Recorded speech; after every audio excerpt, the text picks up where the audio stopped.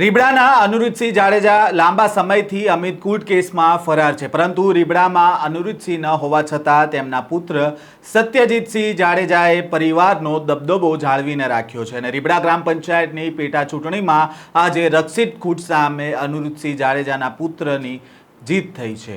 વૈષ્ણવજન તો તેને કહીએ જે પીડ પરાઈ જાનાને રે। નમસ્કાર, નવજીવન ન્યૂઝમાં આપનું સ્વાગત છે। હું છું જયંત દાફડા।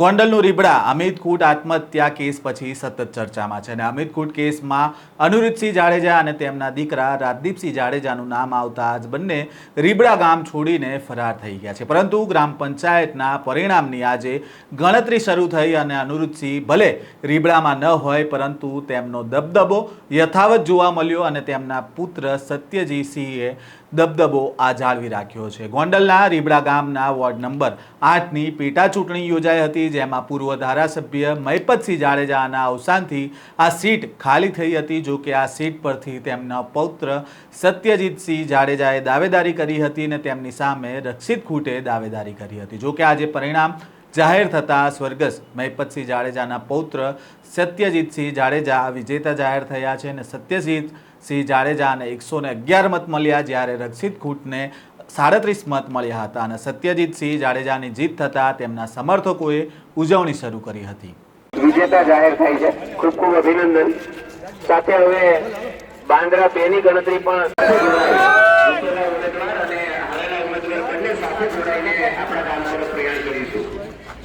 બીજા બધા બારે આવો તો બારે આવજો। શું થયું તમારે હવે ગણતરી આશાપુરા માતેજી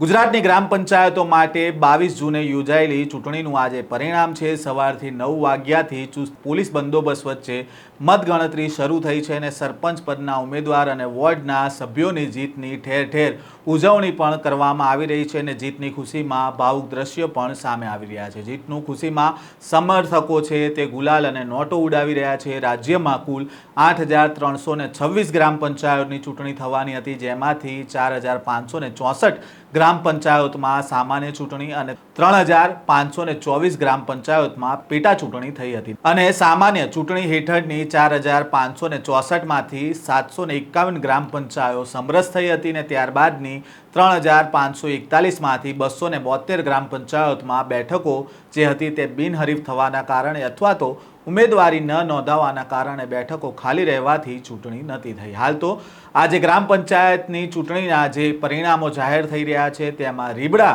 અત્યારે ચર્ચામાં છે, કારણ કે અમિત કૂટ કેસ પછી જે અનુરુદ્ધસિંહ જાડેજા છે તે ફરાર થઈ ગયા હતા અને આજે જ્યારે પરિણામ જાહેર થયું ત્યારે તેમના પુત્રએ આ દબદબો રીબડામાં યથાવત રાખ્યો હોય તેવી ચર્ચાઓ પણ શરૂ થઈ છે। આ પ્રકારના સમાચાર સાથે ફરી મળીશું, ત્યાં સુધી નવજીવન ન્યૂઝ સાથે જોડાયેલા રહેજો।